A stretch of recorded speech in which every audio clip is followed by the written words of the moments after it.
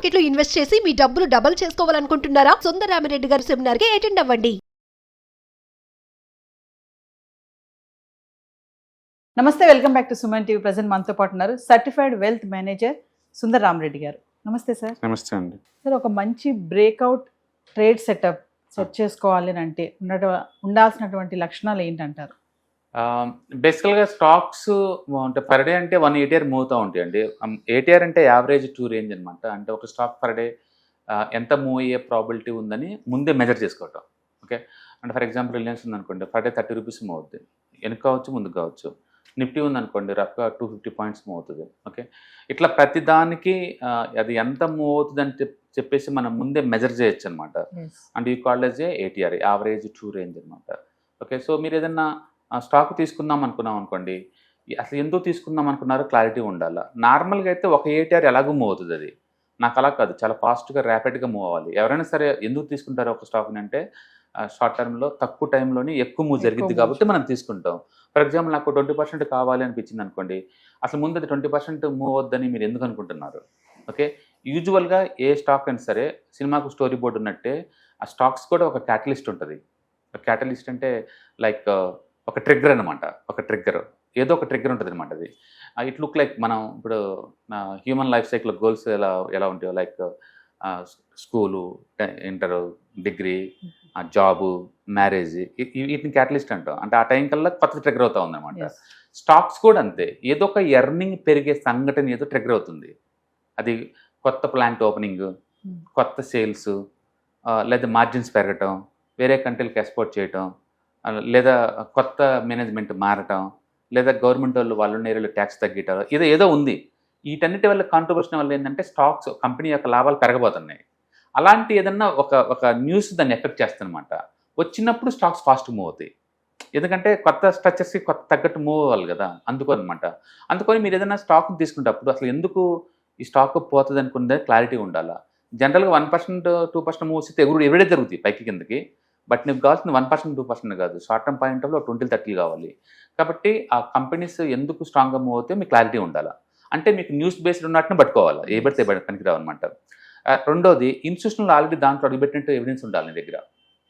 అంటే పెద్ద వాళ్ళని బిడ్స్ దాంట్లో ఉండి, అంటే కంపెనీ కనుక హయ్యర్ లోస్ ఫామ్ అవుతుంది అనుకోండి, అంటే పైకి పోతున్నట్టు అనిపించింది అనుకోండి, పెద్ద వాళ్ళని బిడ్స్ తోటి, అంటే ఇన్స్టిట్యూషన్ లోపల ఉన్నారు, అంటే మనకు తెలియని విషయం ఏదో వాళ్ళకే తెలుస్తుంది లెక్క. కాబట్టి హయ్యర్ లోస్ ఉందని మనం వాటిని చూసుకోవచ్చు. 3, రిలేటివ్ స్ట్రెంత్ అంటారు. రిలేటివ్ స్ట్రెంత్ అంటే ఇప్పుడు నిఫ్టీతో పోల్చుకుంటే ఆ సెక్టర్ స్ట్రాంగ్గా పైకి వెళ్తుండాలి. ఆ స్టాక్స్తో పోల్చుకుంటే మన స్టాక్ ఇంకా పాజిటివ్ పెరుగుతూ ఉండాలి. అలాంటి స్టాక్స్ మాత్రం మీరు పిక్ చేసుకోవాలా. అది ఇప్పుడు దాకా అండర్ పర్ఫామ్ చేసే వాటిని పట్టుకొని ఫ్యూచర్లో పర్ఫామ్ చేద్దాం అనడానికి వీల్లేదు. అందుకని ఆల్రెడీ పర్ఫార్మెన్స్ ఉన్నటిని పట్టుకోవడం బెటర్ అనమాట. దాన్ని రిలేటివ్ స్ట్రెంత్ అంటాం. ఓకే, దాన్ని మనం సెక్టర్స్తో కంపేర్ చేస్తాం అనమాట. కాబట్టి సెక్టర్స్ కంటే మనది ఎక్కువ మూవ్ అవుతూ ఉండాలి ఆల్రెడీ, అలాంటివి పట్టుకోవాలా. తర్వాత మూవింగ్ యావరేజ్ కన్నా పైనే ట్రేడ్ అవుతూ ఉండాలి. కీ మూవింగ్ యావరేజ్ అంటారు, KMA అంటే 9 మూవింగ్ యావరేజ్ లేదా 21 మూవింగ్ యావరేజ్ ఇలాంటివి పట్టుకుంటారు. వాటికన్నా పైన ఉంటేనే క్వాంటిఫికేషన్ చేస్తారు. ప్లస్ మార్కెట్ ఆల్రెడీ 30-40% పెరిగి ఉండాలి. అంటే ఏదైనా స్టాక్ ఒక 20-30% పెరిగిందంటే ఖచ్చితంగా ఇన్స్టిట్యూషన్లు ఉంటేనే అది పుష్ అయినట్లు లెక్క అనమాట. తర్వాత ఎనఫ్ ఫ్రెష్ తీసుకొని ఉండాలి. ఎనఫ్ ఫ్రెష్ తీసుకోవడం వల్ల ఏంటంటే స్ప్రింగ్ కనుక ఇలా వత్తకపోతే ఎలా ఉంటుంది, సైలెంట్గా అలా ఉంటుంది అనమాట. అంటే స్టాక్ ఇలా పెరిగి అంటే స్ప్రింగ్ లాగా వత్తకపోతున్నట్టు వాలటిలిటీ కాంట్రాస్ట్ అవుతూ ఉంటుంది అనమాట. ఇప్పుడు ఇంకా దానికి వాల్యూమ్ అంతా ఇంకా డ్రై అయిపోద్ది, ఇంకా అక్కడ అమ్మేవాళ్ళు ఎవరు లేక.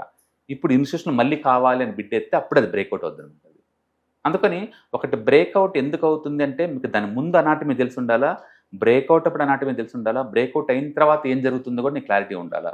అందుకని బిఫోర్ బ్రేక్అవుట్ కొనుక్కోవచ్చు, బ్రేక్అవుట్ అయిన తర్వాత కొనుక్కోవచ్చు, తర్వాత ఫుల్ బ్యాక్లో కూడా కొనుక్కోవచ్చు, బ్రేక్అవుట్ ఫెయిల్ అయినా కొనుక్కోవచ్చు, బ్రేక్అవుట్ బిఫోర్ షేక్అవుట్ కూడా కొనుక్కోవచ్చు. ఇన్ని రకాల వెరైటీస్ ఉంటాయి బ్రేక్అవుట్స్లోనే.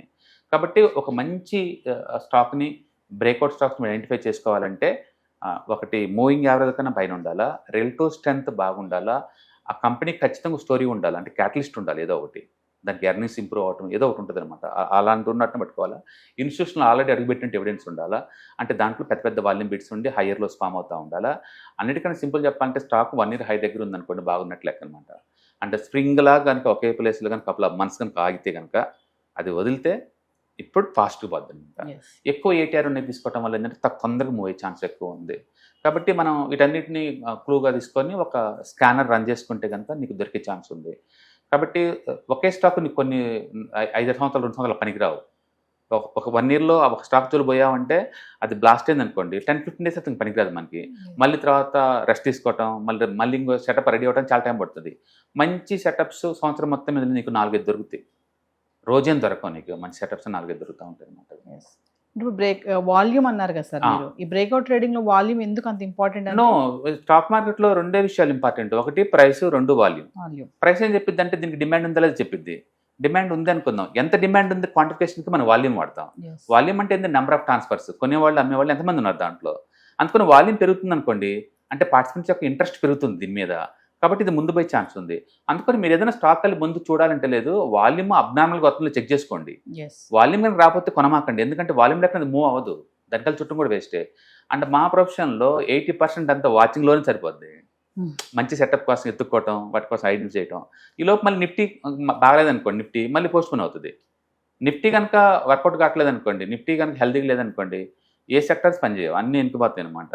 అందుకని ఎన్విరాన్మెంట్ చూసుకోవాలి, మంచి ఎన్విరాన్మెంట్ కావాలి. అండ్ మన స్టాక్లో రిలేటివ్ స్ట్రెంత్ బాగుండాలి. అండ్ స్టాక్ ఆల్రెడీ 20-30% పెరిగి ఇప్పుడు రెస్ట్ తీసుకొని ఇంకో మూక్ రెడీ అవుతున్నప్పుడు మాత్రమే మనం తీసుకోవాల్సి ఉంటుంది అనమాట. దానికి రకరకాల ప్యాటర్న్స్ వాడతారు, like VCP pattern and triangle patterns ఇవన్నీ వాడుతూ ఉంటారు. వాటికి మంచి క్యాటలిస్ట్ తోడైతే కనుక మూవ్ అయ్యే ఛాన్స్ ఎక్కువ ఉందన్నమాట. బెస్ట్ ఏంటంటే always find out good heart theme like cable industry and shipping industry, data centre industry, power distribution, power transforms, ఇలాంటి మంచి హార్ట్ సెక్టర్ అనుకోండి మీకు ఎక్కువ దొరుకుతాయి ఐడియాస్. అండ్ అదే outdated like paper industry and అలాంటివి తీసుకున్నారనుకోండి, పేపర్ లేదా డైరీస్ కానీ, లేకపోతే నార్మల్గా ఉన్న ఫార్మా అంటే బల్క్ స్టారీస్ ఫార్మా, ఇలాంటివి తీసుకున్నాం అనుకోండి, బ్యాంక్స్, అవి చాలా డల్గా ఉంటాయి. అవి తీసుకొని మనం మూవ్ కావాలని కోరుకుంటే రావు. బట్ అన్ఫార్చునేట్లీ ఎక్కువ మంది ఏం చేస్తారంటే వాళ్ళకి నచ్చిన స్టాక్స్ ఏ ఉంటాయి, అవి కొనుక్కొని ఏదో రోజు పెరుగుతాయని ఎదురు చూస్తా కూర్చుంటారు. అంటే బిలో మీ స్టాక్స్లో స్టక్ అయితే ఇట్ టేక్ డెకెట్స్ అవుద్ది బయటికి రావడానికి, అంత ఈజీ ఏం కాదు. మనం ఎక్కువసార్లు ఏమనుకుంటామంటే జస్ట్ లైక్ యూనో ఇప్పుడు అమెరికాలో ఒక 80-90% అందరికి ఏసీలు ఉంటాయి. వాళ్ళు కోల్డ్ ఏరియాలో ఉన్న ఏసీలు ఉంటాయి, హాట్ ఏరియాలో కూర్చున్న ఏసీలు ఉంటాయి. అలాగే నువ్వు సింగపూర్లో వెళ్ళావు అనుకోండి 100% ఏసీలు ఉంటాయి. ఈవెన్ పక్కన చైనాలో చూసుకున్న 80% అందరికీ ఏసీలు ఉంటాయి. ఇండియన్ టెంపరేచర్ యావరేజ్ మీద 40% పైనే ఉంటుంది, 40 degrees పైనే ఉంటుంది. బట్ అయినా సరే ఇండియాలో 8% పబ్లిక్కి ఏసీలు ఉన్నాయి. అంటే ఇండియాలో ఏసీ ఇప్పటికీ అది లగ్జరీయే, అది నెసరీ కాలేదు ఇంత టెంపరేచర్లో కూడా. మనం ఏమనుకుంటామంటే ఇండియాలో అన్లిమిటెడ్ ఎక్స్పోజర్ ఉంటుంది కాబట్టి ఏసీలు, అంటే ఫ్యూచర్లో ఏసీలు బీభత్సంగా పెరుగుతాయి కదా అనుకుంటాం. అలాగని చెప్పేసి మీరు వోల్టాస్ లాంటి స్టాక్స్ ఏదైనా కొన్నారనుకోండి, అది 10 ఏళ్ళలో పెరిగింది డబలే.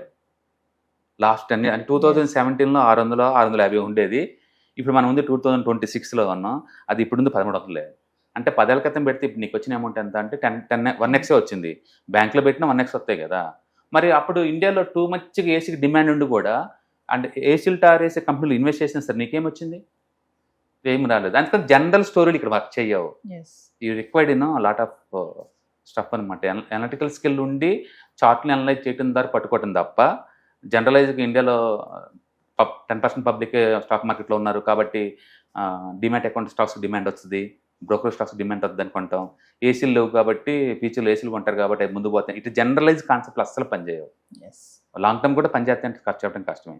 బట్ టెక్నికల్గా చార్ట్ క్వాంటిఫికేషన్ చేస్తే కనుక ఇన్స్టిట్యూషనల్ అడుగు పెడుతున్నట్టు ఎవిడెన్స్ కనుకోండి, 20% సేల్స్ గ్రోత్ ఆ టైప్ ఉన్న కంపెనీలో అనుకోండి, ఇప్పుడు మనం చెప్పిన క్యారెక్టర్లు అన్ని సింక్ అయితే తీసుకోవచ్చు. మొత్తానికి ఇన్స్టిట్యూషనల్ అడుగు పెట్టకుండా మన పొరపాటును కూడా తీసుకోవడానికి వీల్లేదు. అందుకని మీరు క్వాంటిఫికేషన్ చేయడం బెటర్ అనమాట. ఇన్స్టిట్యూషనల్ ఉందా లేదా, అంటే 1 year హై దగ్గర ఉందా లేదా, కీ మూవింగ్ యావరేజ్ పైన ఉందా లేదా, హైయర్లో ఉన్నాయా లేవా, ఈ కంపెనీ ఎర్నింగ్ గ్రోత్ 20% ప్రయాణం పెరుగుతుందా లేదా, ఇట్లా ప్రతిదీ క్వాంటిఫికేషన్ చేసుకొని మనం చూసుకోవాలి. ఏదైనా కానీ స్ప్రింగ్ వర్తకపోతున్నట్టు స్టాక్ కొన్ని రోజు స్టక్ అయిపోయి ఉండాలి. ఇప్పుడు అది వదిలితే బ్లాస్ట్ అయినట్టు స్పీడ్కి పోతుంది అనమాట. బట్ అదే టైంలో అది ఫెయిల్ అయితే కూడా స్టాప్ లాస్ దగ్గర బయటకు పోయడానికి కూడా రెడీగా ఉండాలి.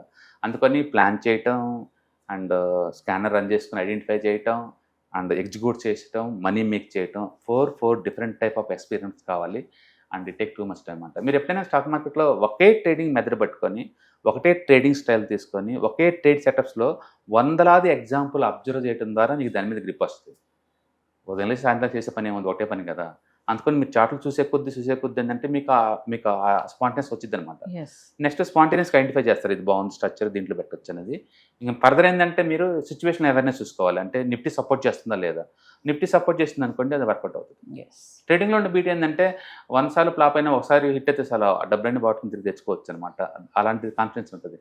అందుకని it may be take years time దాని మీద కమాండ్ రావాలంటే, బట్ ఒకసారి వచ్చిందంటే వెనక్కి చూసుకునే పని ఉండదు. ఎస్. ఇట్స్ గుడ్ వర్త్ అనమాట, మిగతా ఏ స్కిల్తో పోల్చుకున్న trading skill. Thank you. Hi, one day classroom ఎన్విరాన్మెంట్లో ఆఫ్లైన్ వెబినార్ జరగబోతుంది. అండ్ ఇంట్రెస్ట్ ఉన్న పార్టిసిపెంట్స్ ఈ కింద స్క్రోల్ అవుతున్న నెంబర్కి రింగ్ చేసుకొని సీట్ బుక్ చేసుకోండి. దీంట్లో ETFs, index funds and mutual funds మీద completely and hand holding experience మీకు ప్రొవైడ్ చేయబడుతుంది. దీని ద్వారా ఏంటంటే మనం ఎసెట్స్ని స్టాక్ మార్కెట్లో ఎలా మేనేజ్ చేసుకోవాలి, ఎలా గ్రో చేసుకోవాలి, ఎలా ప్రొడక్ట్ చేసుకోవాలో అంటే ప్రాక్టికల్గా నేర్చుకుంటారు. కాబట్టి ఇంట్రెస్ట్ ఉన్న పార్టిసిపెంట్స్ కింద స్క్రోల్ అవుతున్న నెంబర్కి పింగ్ చేసి సీటు రిజర్వ్ చేసుకోండి. Thank you.